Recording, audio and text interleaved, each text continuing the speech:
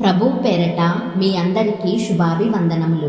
ఈరోజు మన అనుదిన వాక్య ధ్యానమైన ఎడారిలో సెలయేర్లలోని వాక్యము. అబ్రహాము దేవుని మహిమపరచి ఆయన వాగ్దానము చేసిన దానిని నెరవేర్చుటకు సమర్థుడని రూఢిగా విశ్వసించి విశ్వాసము వలన బలము నొందెను.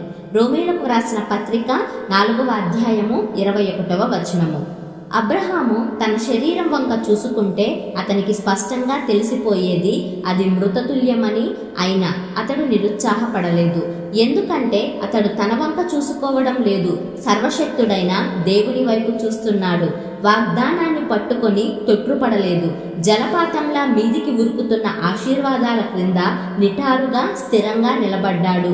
నీరసమైపోలేదు గాని ఉన్నా కొద్దీ విశ్వాసంలో బలం పొందాడు. ఉన్నా కొద్దీ దృఢకాయుడైనాడు. ఇబ్బందులు స్పష్టంగా తెలిసిపోతూ ఉన్నాయి. ఆయన సర్వ సామర్థ్యాన్ని బట్టి దేవుణ్ణి మహిమపరిచాడు. వాగ్దానం చేసినవాడు నెరవేర్చడానికి మామూలు సమర్థుడు కాదు, అత్యంత సమర్థుడు, సంపూర్ణ సమర్థుడు.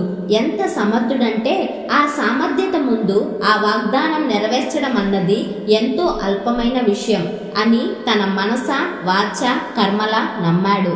దేవుని శక్తి సామర్థ్యాలు అపారం. లోటంతా మనలోనే ఉంది. మన వేడుకోళ్ళు, మన ఆలోచనలు, ప్రార్థనలు చాలా తక్కువ స్థాయిలో ఉంటాయి. మనం ఆశించేది చాలా అల్పమైన వాటిని. ఆయన మనలను శ్రేష్టమైన సంగతులను గురించి ఆలోచించమని అంటున్నాడు. మనల్ని గొప్ప గొప్ప విషయాలు అందుకోవడానికి అర్హుల్నిగా చెయ్యాలని చూస్తున్నాడు. ఆయన్ని అపహాస్యం పాలు చెయ్యవచ్చా?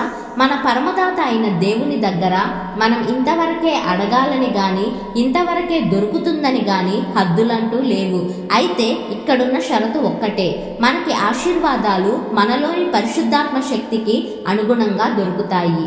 దీవెనల ఖజానా పైకి దేవుని దివ్య వాగ్దానాల నిచ్చెన మీదుగా ఎక్కిపోండి.